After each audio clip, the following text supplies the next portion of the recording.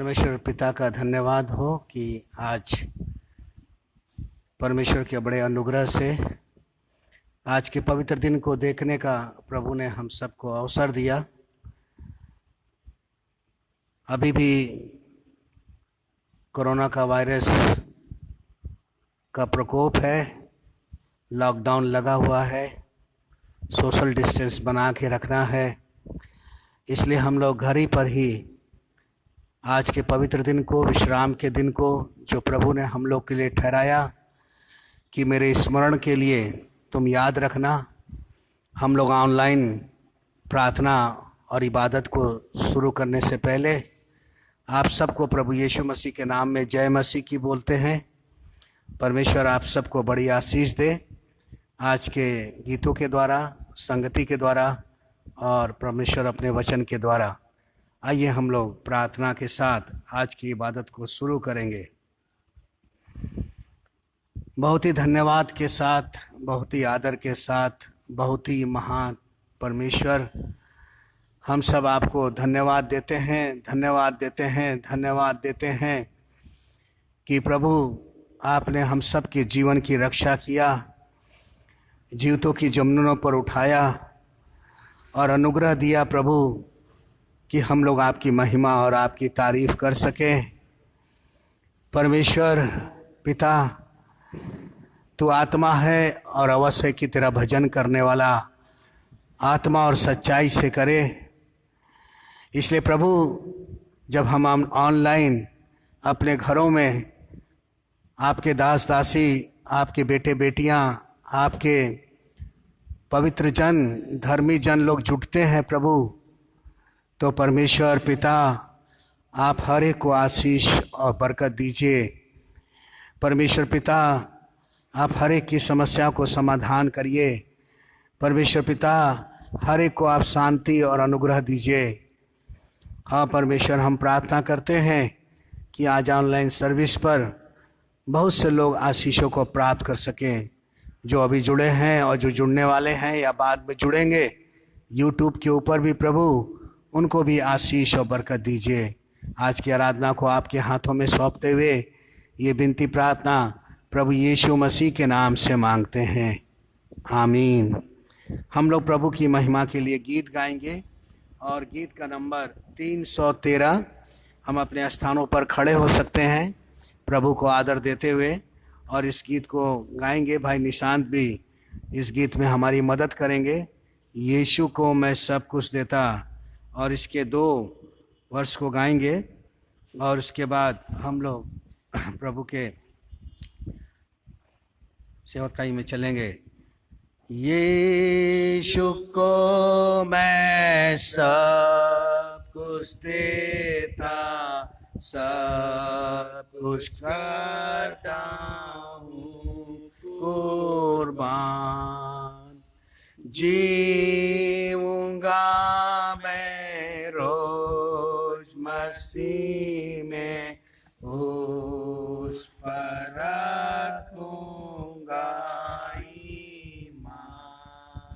सब मैं देता हूँ, सब मैं देता हूँ, तुझे को मुबारक मुझे सब कुछ देता हूँ।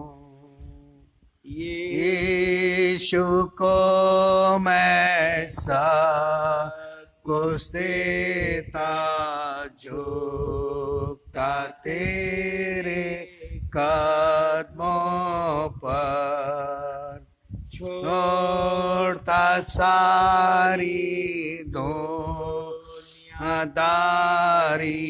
मुझे ले कर सब मैं देता हूँ, सब मैं देता हूँ, तुझे को मुबारक मुझे सब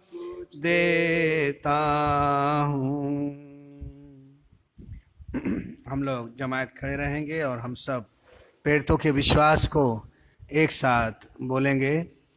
मैं विश्वास करता हूँ सर्वशक्तिमान परमेश्वर पिता पर, जो स्वर्ग और पृथ्वी का सृजनहार है, और उसके इकलौते पुत्र हमारे प्रभु यीशु मसीह पर, जो पवित्र आत्मा से देहधारी होकर मरियम नाम कुमारी से उत्पन्न हुआ, पैंतुस पिलातुस के राज में दुख उठाया, क्रूस पर चढ़ाया गया, मर गया और गाड़ा गया, तीसरे दिन मृतकों से जी उठा, स्वर पर चढ़ गया और सर्वशक्तिमान ईश्वर पिता के दाहिने हाथ, जहाँ से वो जीवतियों और मृतकों का न्याय करने को फिर आए। मैं विश्वास करता हूँ पवित्र आत्मा पर, प्रचलित पवित्र कलीसिया पर, पवित्र लोगों की संगति, पापों की क्षमा, देह के जी उठने और अनंत जीवन पर। आमीन। हम प्रार्थना करेंगे कलीसियाई रूप से और हर एक परिवार के लिए, अपनी कलीसिया के लिए, अपने देश के लिए, और जो शोकित परिवार हैं उनके लिए दुआ में चलेंगे। प्रेमी और दयालु परमेश्वर पिता, बड़े धन्यवाद के साथ, बड़े आदर के साथ, बड़ी ही आराधना और स्तुति के साथ हम सब आपके चरणों के पास आते हैं और धन्यवाद देते हैं प्रभु कि आपने जीवतों की जनों को उठाया और यह अनुग्रह दिया प्रभु कि आज ऑनलाइन होकर हम लोग प्रभु आपकी सेवा, आपकी महिमा, आपकी जय जयकार और आपके पवित्र नाम को ले सकते हैं। हाँ पिता, हम उन तमाम परिवारों के लिए और प्रभु जो आज ऑनलाइन जुड़े हुए हैं, हमारे चर्च के तमाम मेंबर्स और प्रभु एक एक परिवार के लिए जो प्रभु आपकी इबादत के लिए आज हमारे साथ हैं प्रभु, उन्हें बड़ी बरकत और आशीष दीजिए। हाँ पिता, हम तेरा धन्यवाद देते हैं अपने कलीसिया के जवान बेटे निशांत के लिए कि प्रभु अपना समय निकाल करके आज ऑनलाइन के लिए प्रभु हमारे बीच में आते हैं। प्रभु आप इन्हें बड़ी बरकत दीजिए, ताकत दीजिए, हिम्मत दीजिए, इनके परिवार को, इनकी पत्नी को, इनके बच्चे को आशीष दीजिए। हाँ पिता, जॉय को आशीष दीजिए, इनके मम्मी पापा को भी आशीष और बरकत दीजिए प्रभु।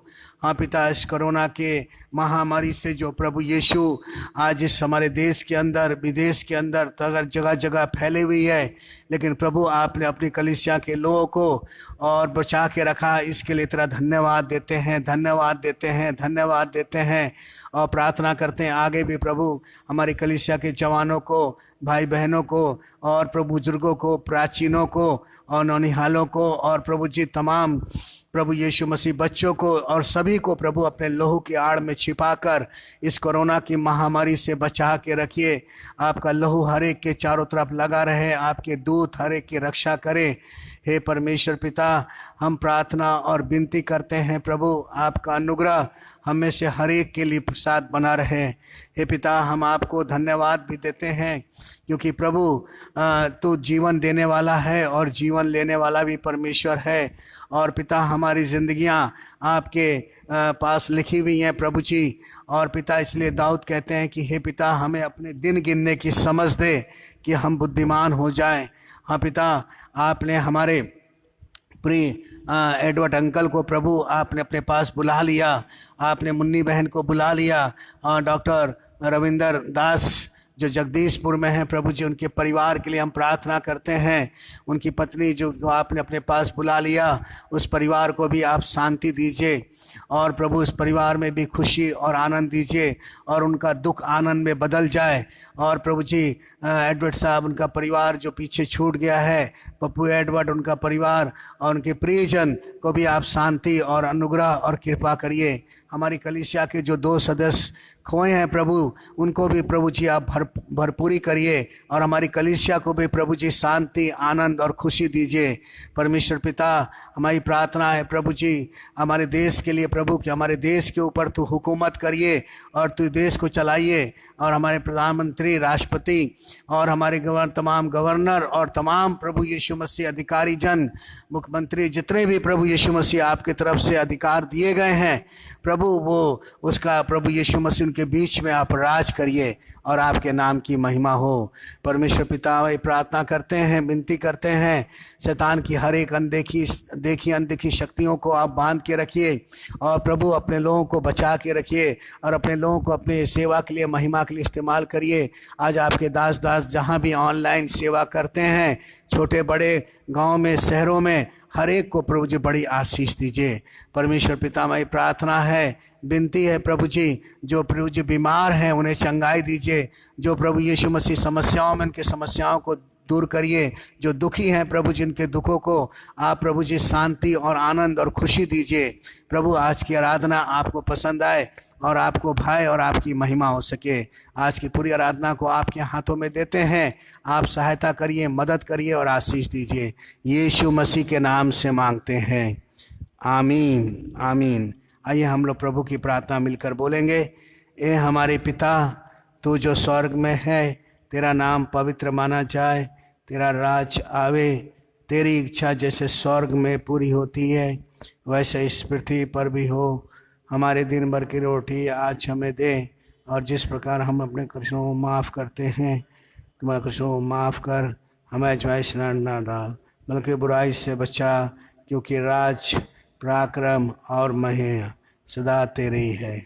आमीन आमीन। हम लोग प्रभु के वचन से पढ़ेंगे और उत्तरवादी की रीत से, लेकिन आप अपने घरों में हैं इसलिए आप पूरा वचन हमारे साथ पढ़ सकते हैं। भजन संहिता और उसका 90, साम 90 और उसका 1 से लेकर के 10 पद तक हम इसको पढ़ेंगे। आप हमारे साथ साथ भी पढ़ सकते हैं। हे प्रभु, तू पीढ़ी से पीढ़ी तक हमारे लिए धाम बना है। इससे पहले कि पहाड़ उत्पन्न हुए और तूने पृथ्वी और जगत की रचना की, वरन अनादि काल से अनंत काल तक तू ही परमेश्वर है। तो मनुष्य को लौटाकर मिट्टी में ले जाता है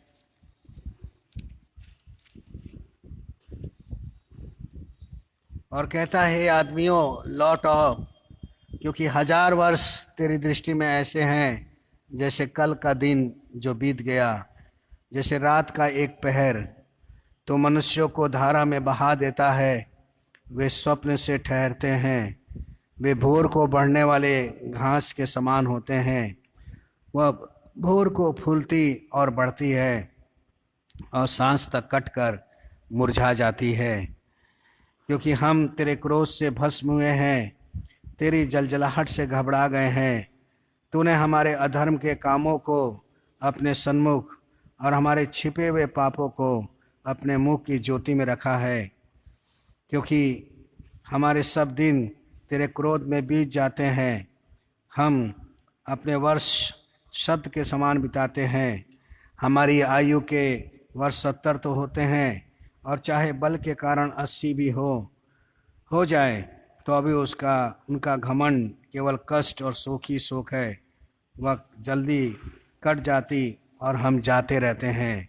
परमेश्वर अपने वचन के पढ़े जाने पर आशीष और बरकत दे। आमीन। हो सीता इस बाप की और बेटे की और रूल को उसकी भी, जैसे इब्तिदा में हुई वो अब भी और रहेगी हमेशा तक। आमीन आमीन। जमायत बैठ सकते हैं और हम लोग प्रभु के वचन में चलेंगे। और आज का जो प्रभु का जो वचन है, जो आज का टॉपिक है, वो हम निकालेंगे सबोदेशक की पुस्तक, उसका चौथा अध्याय सबोदेशक की पुस्तक, उसका चौथा अध्याय। हम इस टॉपिक को निकालेंगे, सबोदेशक उसका चौथा अध्याय, और उसके 6 पद को हम आज का जो टॉपिक है उसको आपके बीच में और रखना चाहते हैं। और ये परमेश्वर का वचन है जो दाऊद के बेटे सुलेमान ने इस वचन को लिखा और दिया हम लोग के लिए। हम पढ़ेंगे इसको। चैन के साथ एक मुट्ठी उन दो मुट्ठियों से अच्छा है जिनके साथ परिश्रम और मन का कूड़ना हो। एक और बार इसको पढ़ेंगे। चैन के साथ एक मुट्ठी उन दो मुट्ठियों से अच्छा है जिनके साथ परिश्रम और मन का कूड़ना है। यहाँ पर दो बातें हम लोग देखते हैं, दो चीज़ों को यहाँ पर देखते हैं, लेकिन आज एक ही टॉपिक पर हम लोग बात करेंगे। और परमेश्वर आज इस के द्वारा आज हमें और आपको कुछ सिखाना चाहते हैं, कुछ बताना चाहते हैं और कुछ देना चाहते हैं। वो कहते हैं चैन के साथ। आज इस संसार के अंदर मनुष्य को चैन वो ढूंढता है, शांति वो ढूंढता है, आराम वो ढूंढता है, विश्राम वो ढूंढता है, वो चैन ढूंढता है। वो ढूंढता है कि मनुष्य किस तरह से आराम से रह सके। इसलिए मनुष्य अपना सब कुछ इस संसार में रहकर प्रबंध करता है। अच्छा नौकरी चाहता है ताकि वो चैन से रह सके, अच्छा पैसा चाहता है ताकि वो चैन से रह सके, अच्छा घर चाहता है ताकि वो चैन से रह सके, अच्छे पड़ोसी चाहता है ताकि वो सुकून के साथ, वो शांति के साथ रह सके, जहाँ लड़ाई ना हो, जहाँ झगड़ा ना हो, जहाँ विवाद ना हो, जहाँ समस्या ना हो। वो हमेशा मनुष्य चैन, शांति और सुकून ढूंढता है। सुकून के लिए मनुष्य इस संसार में हमेशा काम करता रहता है, काम करता रहता है, काम करता रहता है। और यहाँ तक काम करता है कि कभी कभी मनुष्य 4 घंटे काम करता है, कभी 8 घंटे काम करता है, कभी 12 घंटे काम करता है और कभी कभी वो 24 घंटे भी ओवर टाइम करके काम करता है। काहे के लिए? केवल चैन, चैन, चैन के लिए, सुकून के लिए, सुकून के लिए। वो सुकून के लिए सब कुछ अपना पूरा ज़िंदगी दांव में लगा देता है। ये कहता है चैन के साथ एक मुट्ठी, एक मुट्ठी जो वो कमाना चाहता है वो चैन के साथ अच्छा होता है, 2 मुट्ठियों से अच्छा होता है। आज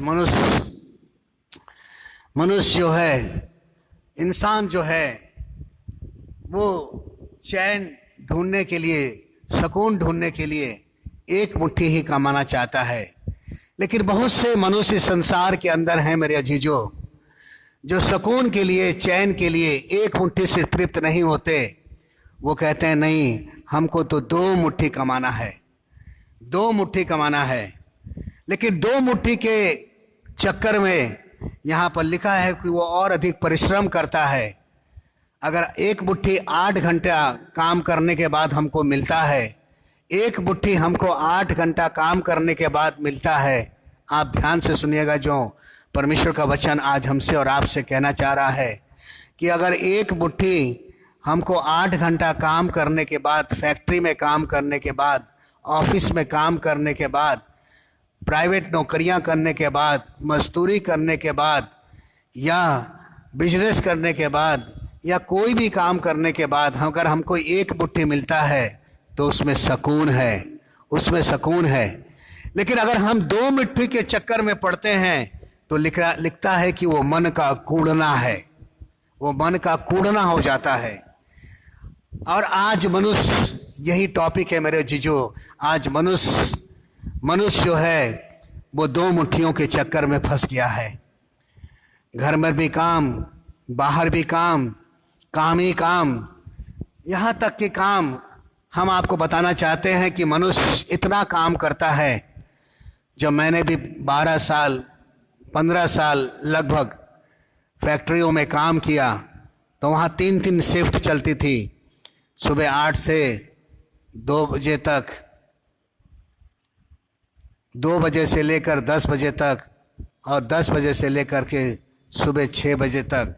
इस प्रकार से 3-3 शिफ्ट, 4-4 शिफ्ट चला करती थी मेरे जीजो। आज आप फैक्ट्रियों की हालत देखिए या अपनी हालत देखिए। आज हम लोग काम में इतने मकसूल हो गए हैं, एक मुट्ठी छोड़ करके हम 2 मुट्ठियों के चक्कर में पड़ गए हैं। ऑफिस में जाते हैं, 8 घंटा काम करते हैं, फिर घर लौट के आते हैं, अपना लैपटॉप ले लेते हैं, बैठ जाते हैं और काम करने लगते हैं। ना बच्चों से बात करते हैं, ना अपने पत्नी से बात कर पाते हैं, ना अपने माता पिता से बात कर पाते हैं, और खाने की टेबल पर भी हम लैपटॉप ले करके बैठे रहते हैं, मोबाइल लेकर बैठे रहते हैं। क्यों? 2 मुट्ठियों के चक्कर में हम कूदते रहते हैं, हम कूदते रहते हैं। हम और कमाना चाहते हैं ताकि और चैन मिले, और शांति मिले, और हम सुकून से रह सके। लेकिन अगर परमेश्वर ने आपको एक मुट्ठी ही कमाने के लिए दिया है तो आप एक ही मुट्ठी कमाइए। 2 मुट्ठी के चक्करों में हम मन में क्या करते हैं? कूदते रहते हैं। कैसे कूदते हैं? पत्नी भी ड्यूटी पर जा रही है, पति भी ड्यूटी पर जा रहे हैं, बच्चे छोटे छोटे हैं, बच्चों को हम सोता हुआ छोड़ कर जाते हैं, और फिर जब घर लौट के आते हैं तो रात 8 बजे, 9 बजे, 10 बजे बच्चे फिर सो जाते हैं। ये है हमारे 2 मुट्ठियों का चक्कर, ये है हमारी 2 मुट्ठियों का कमाना। ये 2 मुट्ठियों के चक्कर के अंदर हम मन में कूदते रहते हैं, हम परेशान रहते हैं, हम हर समय काम काम काम और काम करते रहते हैं। ये मतलब नहीं मेरे जीजों कि हम काम ना करें, काम तो करें, लेकिन उतना ही काम करें जितना परमेश्वर ने हमको काम दिया है। हम ओवर टाइम के चक्करों में ऑफिस में भी काम करते हैं, घर पर भी काम करते हैं, खाने के टेबल पर काम करते हैं, बाथरूम में काम करते हैं, ड्राइंग रूम में काम करते हैं। एक ही काम, ऑफिस का काम, घर का काम, घर के काम, काम को घर का काम, बच्चों का काम भूल जाते हैं। जीवन को बैलेंस बनाकर, संतुलित बनाकर हम नहीं चल पाते मेरे जीजो, क्योंकि हमें पैसा पैसा पैसा और पैसा चाहिए। और हम 2 मुट्ठियों के चक्करों में, 2 मुट्ठी के चक्कर में हम अपना चैन, सुकून, अपनी शांति को भी हम खो देते हैं। लेकिन परमेश्वर आज हमें और आपको सिखाना चाहता है कि हम 2 मुट्ठियों के चक्कर में ना पड़ें। हमें एक मुट्ठी ही परमेश्वर ने अगर दिया है तो हम उसमें ही सुकून करें, हम उसमें भी शांति से रहें, उसमें भी आनंदित रहें, क्योंकि वो चैन के साथ परमेश्वर हमको एक मुट्ठी दे रहा है। एक मुट्ठी हमें परमेश्वर अगर दे रहा है तो वो बहुत है। क्योंकि एक बार प्रभु यीशु मसीह को एक महिला ने अपने घर में उतारा। आज यीशु मसीह को हम अपने घर तो बुलाना चाहते हैं, हम चाहते हैं कि ऑनलाइन उनसे हम भेंट कर सके। आज यीशु मसीह को आज हम मिलना तो चाहते हैं, यीशु मसीह से को अपने घर तो उतारना चाहते हैं, यीशु मसीह को अपने घर में बुलाना तो चाहते हैं, लेकिन हम काम में इतने मकसूल हो जाते हैं, इतने खो जाते हैं कि हम यीशु मसीह को भी टाइम नहीं दे पाते हैं, यीशु मसीह को भी समय नहीं दे पाते हैं। अगर हम देखें लूका रचित सुसमाचार और उसके 10वें अध्याय के अंदर, लूका रचित सुसमाचार और उसके 10वें अध्याय के अंदर, तो वहाँ पर एक हिस्से को हम पढ़ेंगे जो प्रभु का वचन आज हमें और आपको कुछ सिखाना चाहता है। और क्या सिखाना चाहता है कि यहाँ पर एक महिला है जो यीशु मसीह को अपने घर उतारना चाहती है, बुलाना चाहती है, उसको बुलाकर उसको बुलाकर उससे आशीष चाहती है, उससे बरकत चाहती है। लेकिन वो इतने काम में मकसूल हो गई है कि यीशु मसीह उसके घर आ भी गए हैं, उसके घर बैठे हुए हैं, उसको देखना चाहते हैं, उससे मिलना चाहते हैं, लेकिन उसके पास टाइम नहीं है। आज हम देख रहे हैं कि लोग अपने घरों को बनाने के लिए जगह जगह घर बना रहे हैं, और घर बनाने के लिए, अपना बिजनेस करने के लिए ऑफिस में काम करने के लिए इतने मकसूल हो गए हैं कि ऑनलाइन आज उन्हें यीशु मसीह को देखने का भी और यीशु मसीह का वचन सुनने का भी उनको मौका नहीं है। यीशु मसीह से बात करने का मौका नहीं है, यीशु मसीह से प्रार्थना करने का मौका नहीं है, यीशु मसीह का वचन पढ़ने का मौका नहीं है, यीशु मसीह के साथ संगति करने का मौका नहीं है। बस वो चाहते हैं यीशु आप हमारे घर तो आइए, लेकिन घर आकर केवल बैठ जाइए और हमको देखते रहिए, है ना। और ऐसे ही ये महिला भी अपने घर में यीशु मसीह को उतारती है, बुलाती है, लेकिन यीशु मसीह के समय नहीं देती है, केवल अपने काम में लगी हुई है। नहीं मेरे अजीजों, ऐसा काम हम ना करें कि यीशु मसीह को हम बुलाएं तो और उससे बातचीत भी ना करें और ना उसके साथ संगति करें, ना उसके साथ हम उससे आशीष लें, तो ये हमारी ज़िंदगी अधूरी हो जाएगी। यार ये अधूरी ज़िंदगी जो जिया, इसके बारे में अगर हम पढ़ेंगे, देखिए लूका रचित सुसमाचार, उसका Luke gospel of Luke chapter 10 verse 38 to 42, लूका रचित सुसमाचार उसका 10वां अध्याय 38 से लेकर के 42 पद तक। जब वे जा रहे थे, यीशु मसीह के चेले और यीशु मसीह जब जा रहे थे तो एक गांव में यीशु मसीह गया, और उस गांव में जब यीशु मसीह पहुंचा तो मार्था नामक एक स्त्री ने उसे अपने घर में उतारा। लिखा हुआ है कि मार्था नामक स्त्री जो थी वो यीशु मसीह को अपने घर में उतारती है, बुलाती है और उसको उतार करके अपने घर में यीशु मसीह को बुलाती है। और यीशु मसीह मार्था के घर में बड़े ही हर्ष के साथ, खुशी के साथ उसके घर जाते हैं। लेकिन जो घर गए तो घर का सिचुएशन बदल गया है। क्या बदला है आगे हम पढ़ेंगे। मरियम नामक उसकी एक बहन थी, वह प्रभु के चरणों पर बैठकर उसका वचन सुनती थी। मार्था ने उतारा था। मार्था को ये जरूरत था कि मार्था प्रभु के चरणों के पास बैठकर प्रभु का वचन सुनती, लेकिन मार्था क्या कर रही थी? मार्था सुन नहीं रही थी। कौन सुन रहा था? मरियम सुन रही थी। हाँ, ये मार्था जो थी 2 मुट्ठियों के चक्कर में परेशान थी कि 2 मुट्ठी कैसे, 2 मुट्ठियों की तरह हम किस प्रकार यीशु मसीह को खुश कर सके। और क्या कर रही थी? मार्था सेवा करते करते घबरा गई। मार्था को प्रभु का वचन सुनने के लिए उसने उतारा था अपने घर में, लेकिन प्रभु को वचन को ना सुन करके वो यीशु मसीह की सेवा में लग गई, अपने काम में लग गई, काम करने लगी। कई बार ऐसा ही होता है मेरे जीजो, हम लोग आपके घरों में हम लोग प्रभु का वचन लेकर आते हैं, लेकिन बहुत से बहनें या घर वाले लोग खाने पिलाने के चक्करों में प्रभु का वचन नहीं सुनते। नहीं मेरे जीजो, जब आपको प्रभु का वचन सुनने के लिए अपने दास को, प्रभु के दास को आप बुलाते हैं, जब आप बुलाते हैं तो आप प्रभु का वचन सुनिए, क्योंकि ये खाने पीने से कहीं बढ़कर है। खाना पीना अलग है, लेकिन प्रभु का वचन अलग है, उसकी तैयारी अलग है, लेकिन प्रभु का वचन अलग है। और इसलिए मार्था क्या कर रही है? वो सेवा कर रही है। वो काम के चक्कर में काम के चक्कर में लगी हुई है और प्रभु से शिकायत भी कर रही है। और क्या कह रही है? हे प्रभु, क्या तुझे कुछ भी चिंता नहीं कि मेरी बहन ने मुझे सेवा करने के लिए अकेले ही छोड़ दिया है? उसने उससे कहा कि वो मेरी सहायता करे। लेकिन प्रभु ने उसको उत्तर दिया, प्रभु ने मार्था को जवाब दिया। और क्या जवाब दिया? हे मार्था, तू बहुत बातों के लिए चिंता करती और घबराती है।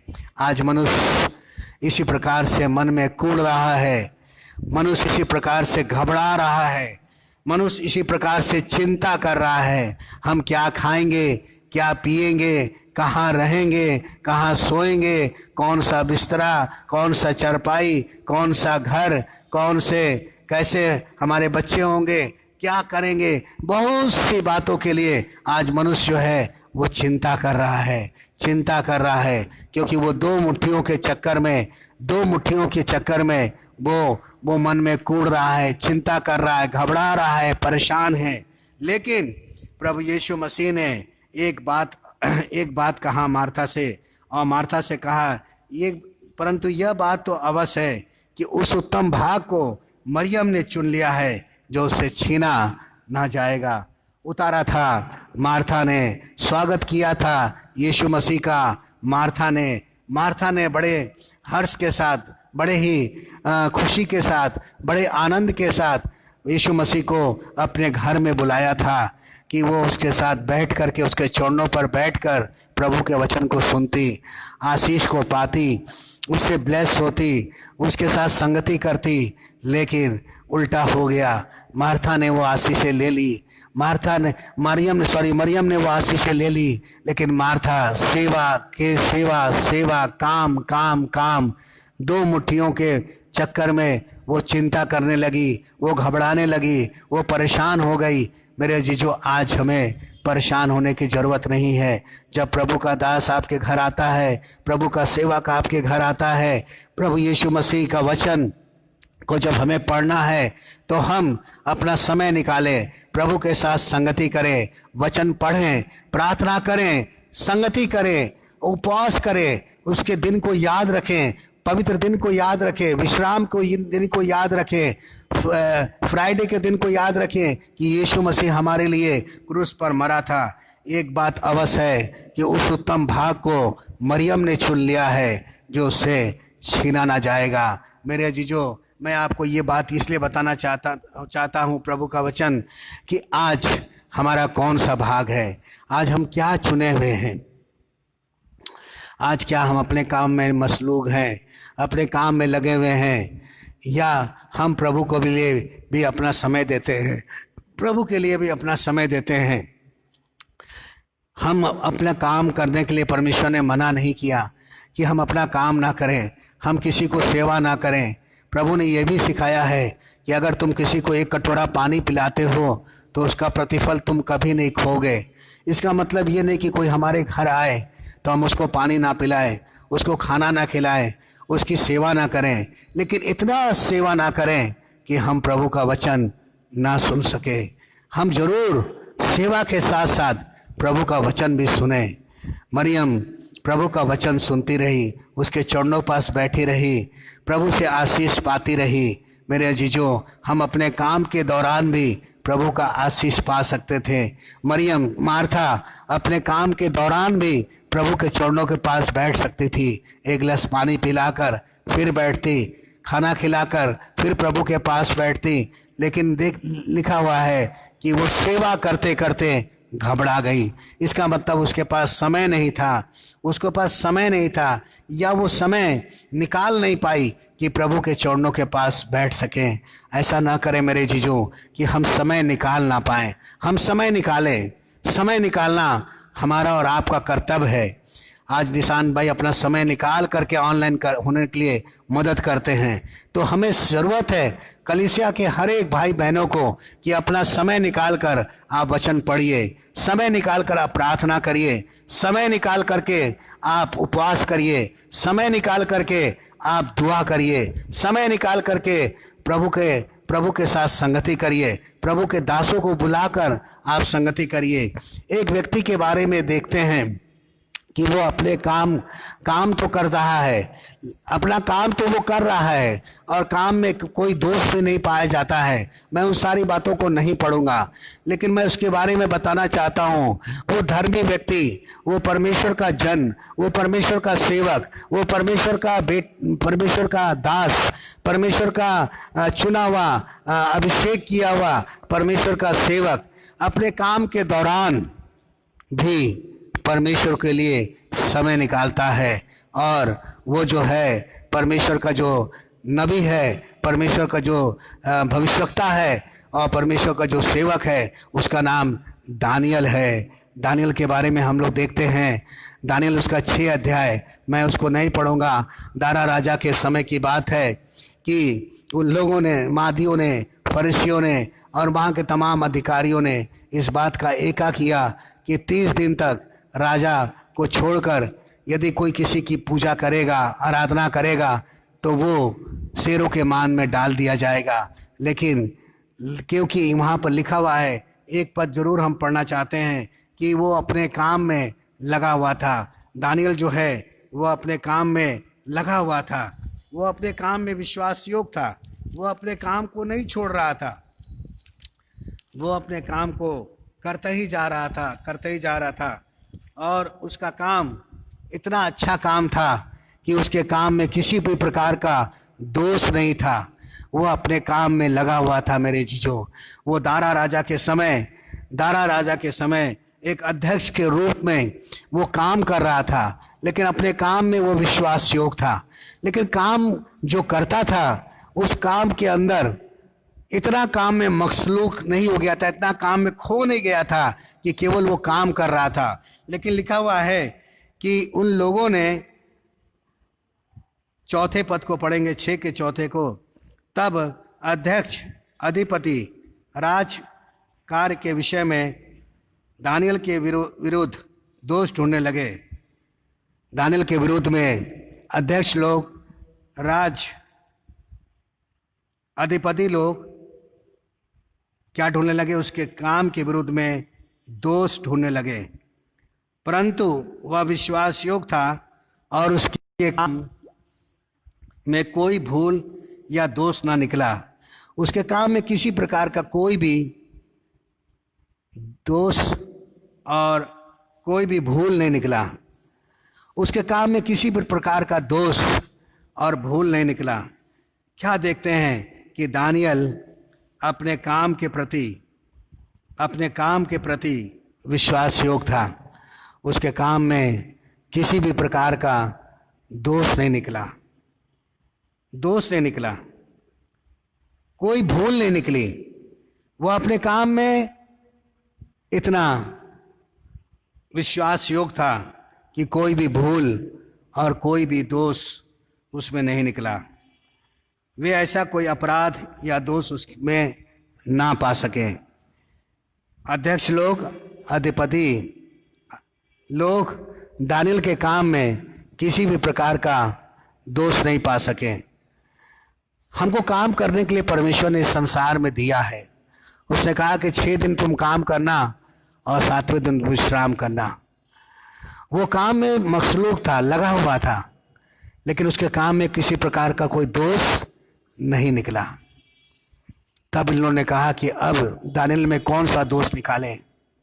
तो दोष निकाला कि वो 30 दिन तक राजा की उपासना करेगा और नहीं तो शेरों के मान में डाल दिया जाएगा। लेकिन वो काम के दौरान, आज का जो वचन है वो यही है कि वो अपने काम के दौरान, उसको एक मुट्ठी जो काम उसको मिला था, उस एक मुट्ठी काम के दौरान वो परमेश्वर के साथ विश्वास योग था। और जब दानियल को ये मालूम हो गया कि उस पत्र के ऊपर हस्ताक्षर किया गया है कि वो शेरों के मान में डाला जाए, अगर वो राजा की आराधना और उपासना नहीं करता है तो लिखा हुआ है, तब वो अपने घर गया, अपने काम को छोड़ा, अपना घर गया, और जिसकी उपरौठी कोठरी खिड़कियां यरूशलेम की ओर खुली रहती थी, अपनी रीति के अनुसार, जैसा वो दिन में 3 बार अपने परमेश्वर के सामने घुटने टेक कर प्रार्थना और धन्यवाद करता था, वैसे ही तब भी करता रहा। Hallelujah, hallelujah. ऐसे ही तब भी करता रहा मेरे अजीजो। आज यही एक वचन हमको आज बहुत उत्साहित करता है। हम अपने काम के दौरान भी अगर हमारे खिलाफत में कोई काम होता है तो लिखा हुआ है कि दानियल अपनी रीति के अनुसार, इसका मतलब वो परमेश्वर के पास, जब उसके पास समस्या नहीं थी उस दौरान भी वो घुटने टेक कर 3 बार वो प्रार्थना करता था। लेकिन जब उसके पास ये समस्या आई कि वो राजा की आराधना करने के लिए उस पर हस्ताक्षर किए गए उस पत्र के ऊपर, तो भी वो अपने 3 बार ही परमेश्वर के सन्मुख, जिसकी खिड़कियां यरूशलेम की ओर खुली रहती थी, लिखा हुआ है कि वो अपनी रीति के अनुसार परमेश्वर के सामने घुटने टेक कर 3 बार प्रार्थना और धन्यवाद करता रहा। वैसे ही करता रहा मेरे अजीजों। आज दानियल के जीवन से हम लोग ये सीखते हैं कि हम अपना काम तो करें, विश्वास योग्यता से साथ करें, हमारे काम में कोई दोष ना पाया जाए। हम ईमानदारी से काम करें, सच्चाई से काम करें, विश्वास योग्यता से काम करें, क्योंकि हमारे काम का लेखा परमेश्वर हमसे लेगा। लेकिन हम अपने काम के दौरान इतने मकसूल ना हो जाएं कि हम अपने परमेश्वर के प्रति जो हमें प्रार्थना और धन्यवाद देना है उसको हम भूल जाएं। लिखा है कि दानियल अपने काम के दौरान भी वो परमेश्वर के सामने 3 बार घुटने टेक कर प्रार्थना करता था। इसके मतलब वो सुबह प्रार्थना करके जाता था, दोपहर में जब वो लंच करने आता था तो भी वो प्रार्थना करता था। आज लंच हम करते हैं लेकिन हम घुटने नहीं टेक पाते।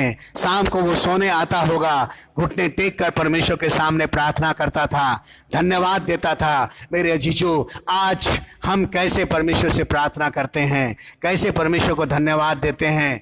क्या हम लंच के समय भी लैपटॉप लेकर बैठे रहते हैं, मोबाइल लेकर बैठे रहते हैं, काम करते रहते हैं, अपने बॉस को खुश करते हैं, अपने बॉस को खुश करते हैं, अपने काम करने वाले को खुश करते हैं? खाने के दौरान भी हमारे मुंह में निवाला है और हम लैपटॉप के बटनों पर लगे हुए हैं, कीबोर्ड पर लगे हुए हैं। ऐसा काम मत करिए मेरे अजीजों। खाने को खाना खाइए, बच्चों के साथ बात करना है बच्चों के साथ बात करिए, पत्नी के साथ समय स्पेंड करना है पत्नी के साथ समय स्पेंड करिए, परिवार के साथ रहिए। लेकिन इतना काम में मशगूल मत हो जाइए कि ना हम सुबह प्रार्थना कर पाएँ, ना दोपहर में प्रार्थना कर पाएँ, ना शाम को प्रार्थना कर पाएँ, ना हम प्रार्थना कर पाएँ, ना हम धन्यवाद दे पाएँ। आप प्रार्थना करिए, कोरोना वायरस भागेगा। आप प्रार्थना करिए, आपकी घर की समस्या दूर होगी। आप प्रार्थना करिए, बीमारी चली जाएगी। दानियल अपने काम में भी विश्वास योग था और परमेश्वर के प्रति भी विश्वास योग था। अब उसका एक बहुत बैलेंस लाइफ था। आज हम लोग केवल काम काम काम काम और काम। सुबह आँख खुलते और शाम को आँख बंद होते ही काम करते हैं। कभी कभी रात में 12 बजे 2 बजे और 3 बजे तक भी काम करते हैं, फिर नेक्स्ट ऑफिस जाते हैं। ऐसा काम मत करिए मेरे अजीजों कि आप अपने बच्चों को सोते हुए छोड़कर जाइए और सोते हुए पाइए। ये काम परमेश्वर ने हमको और आपको नहीं दिया। वो कहा चैन के साथ एक मुट्ठी कमाइए, एक मुट्ठी कमाइए, उसका एक हिस्सा प्रभु को दीजिए। प्रभु आपको चैन के साथ एक मुट्ठी पर बड़ी आशीष देगा। 2 मुट्ठी के चक्कर में मत फंसिए। जहाँ 2 मुट्ठी के चक्कर में फंसेंगे वहाँ मन का कूड़ना, पत्नी से लड़ाई, बच्चों से लड़ाई, घर में अशांति, अपवित्रता, अंधकार और तमाम शैतानी बातें आएंगी और तमाम दुनियावी बातें आएंगी। अपने काम के दौरान दानियल विश्वास योग था। अपने काम को वो करता रहा, लेकिन काम के साथ ही साथ वो परमेश्वर को भी धन्यवाद और प्रार्थना करना नहीं छोड़ा। आज हम कितनी प्रार्थनाएं करते हैं, कितना धन्यवाद देते हैं। लॉकडाउन ऐसा लग गया है कि बहुत से लोगों ने बाइबल पढ़ना छोड़ दिया, बहुत से लोग प्रार्थना करना छोड़ दिए, बहुत से लोगों ने इबादत करना ही छोड़ दिया है, बहुत से लोगों ने संगति करना ही छोड़ दिया है। और सोचते लॉकडाउन है, कोरोना है। नहीं मेरे जीजो, इस समय और प्रार्थना करने की आवश्यकता है, और भी प्रभु के साथ धन्यवाद देने की आवश्यकता है, और भी प्रभु की महिमा करने की आवश्यकता है। और लिखा हुआ है कि वो अपनी रीति के अनुसार प्रार्थना करता रहा, धन्यवाद देता रहा। और क्या इसका सबक क्या हुआ, इसका रिजल्ट क्या हुआ, इसका परिणाम क्या हुआ कि दानियल शेरों के मान में तो गया, लेकिन शेर भी उसका कुछ बिगाड़ नहीं पाए। हालेलुया। मांद भी कुछ बिगाड़ नहीं पाए, राजा भी उसका कुछ बिगाड़ नहीं पाया, क्योंकि राजा ने कहा कि तू जो जीवते परमेश्वर का दास है, क्या तेरा परमेश्वर जिसकी तू नित्य उपासना करता है वह तुझे सिंहों से बचा सका? मेरे जीजो, राजा ने ऐसे कहकर उसको पुकारा, जिसकी तू नित्य उपासना करता है, क्या उसने तुझे बचाया? तब दानियल ने कहा, हाँ राजा, तो यहोवा ने जीवित रहा। मेरे परमेश्वर ने अपना दूत भेजकर सिंह के मुंह को ऐसा बंद रखा कि उन्होंने मेरी कुछ भी हानि नहीं की। इसका कारण यह है कि मैं उसके सामने निर्दोष पाया गया। मेरे अजीजों, हे राजा, मैं तेरे सन्मुख भी कोई मैंने भूल नहीं किया। दानियल परमेश्वर के सन्मुख भी निर्दोष था, राजा के सन्मुख भी कोई निर्दोष था, और उसने कोई भूल नहीं किया। राजा का काम भी अच्छी तरह से किया, परमेश्वर का काम भी अच्छी तरह से किया। ये है बैलेंस लाइफ, ये है बैलेंस जीवन, ये है बैलेंस काम। हम केवल काम काम काम संसारिक काम में इतना लिप्त ना हो जाए कि लखपति करोड़पति अरबपति बनने के चक्कर में हम सब कुछ खो दें। आज लोग इस संसार के अंदर धन बटोर रहे हैं, दौलत बटोर रहे हैं, लेकिन परमेश्वर के काम के लिए उनके पास समय नहीं है, आराधना करने का समय नहीं है, प्रार्थना करने का समय नहीं है, धन्यवाद देने का समय नहीं है। मुझे नहीं मालूम कि आप किस में हैं, लेकिन मेरे जीजू अगर आप प्रार्थना नहीं कर रहे हैं तो अभी जब आप ऑनलाइन हैं, प्रभु का वचन सुन रहे हैं, प्रार्थना करना शुरू कर दीजिए। आपकी उपरोटी खुटरी खुली रहनी चाहिए। आप सुबह प्रार्थना करिए, दोपहर में प्रार्थना करिए, शाम को प्रार्थना करिए और अपने काम के दौरान प्रार्थना करिए। जब आपको समय मिले आप प्रार्थना करिए और प्रभु को धन्यवाद दीजिए जैसा दानियल करता था। परमेश्वर आज आपकी अगुवाई करे, मदद करे कि हम लोग मरियम की तरह उसके चरणों के पास बैठकर प्रभु का वचन सुन सके। चैन के साथ एक मुट्ठी उन दो मुट्ठियों से अच्छा है, उन दो मुट्ठियों से अच्छा है। इसलिए हम दो मुट्ठी के चक्कर में ना फंसे, लेकिन एक मुट्ठी ही हमारे लिए बहुत है। परमेश्वर आप सबको बड़ी आशीष दे कि आज आप प्रभु का वचन को सुने हैं और इसको अपने जीवन में ज़रूर आप अपनाइए और दानियल की तरह हम परमेश्वर के सामने निर्दोष पाए जाएं। हम क्या किसी भी बंदिश में होंगे, परमेश्वर उससे आपको और हमें और आपको निकाल लेगा। चाहे शेरों के मान के बीच में भी डाल दिए जाएं, लेकिन परमेश्वर शेरों के मान के मुंह को भी बंद कर देगा, उसके दूतों को बंद कर देगा। इसलिए हम लोग प्रभु के साथ संगति करें। आइए हम अपनी आंखों को बंद करेंगे और प्रार्थना करने से पहले हम दान उठाएंगे ताकि जो भेंट हम प्रभु को दें वो ग्रहण योग हो सके। और जब आप भेंट देते हैं अपने घरों में तो उसको ला करके आप हमारे ट्रेजर मैडम पी मसीह के पास या मेरे पास जमा कर सकते हैं। आइए हम प्रार्थना करें और हम लोग दुआ करें। प्रभु यीशु, हम सब आपको धन्यवाद देते हैं कि परमेश्वर पिता आज हम लोग ने ये सीखा है प्रभु कि चैन के साथ एक मुट्ठी उन दो मुट्ठियों से अच्छा है। प्रभु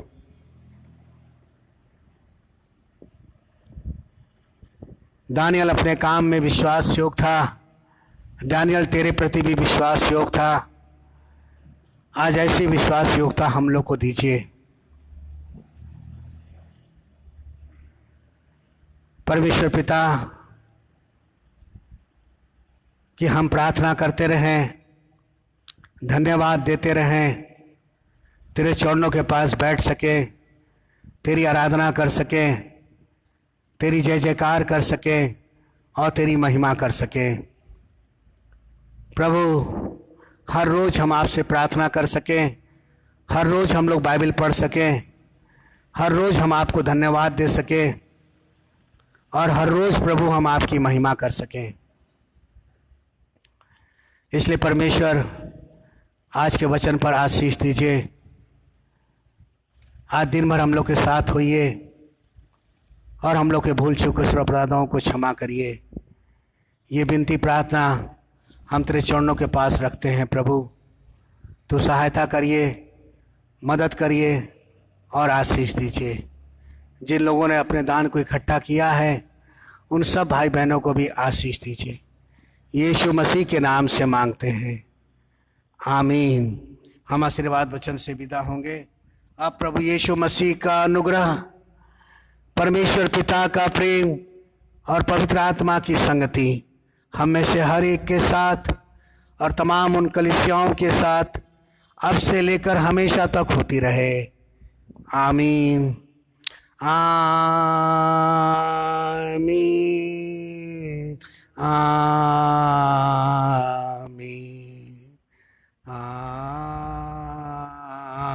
आमीन। परमेश्वर आप सबको बड़ी आशीष दे, सबको जय मसीह की और प्रभु आपको महिमा के द्वारा। आज शाम को condolence prayer meeting mister Pappu Edward के घर एडवर्ड साहब के नारायण पर शाम 5 बजे कंडोलेंस मीटिंग है। आप लोग आकर के उनको परिवार में शोकित मीटिंग में सम्मिलित हो सकते हैं। परमेश्वर आपको आशीष दे। धन्यवाद।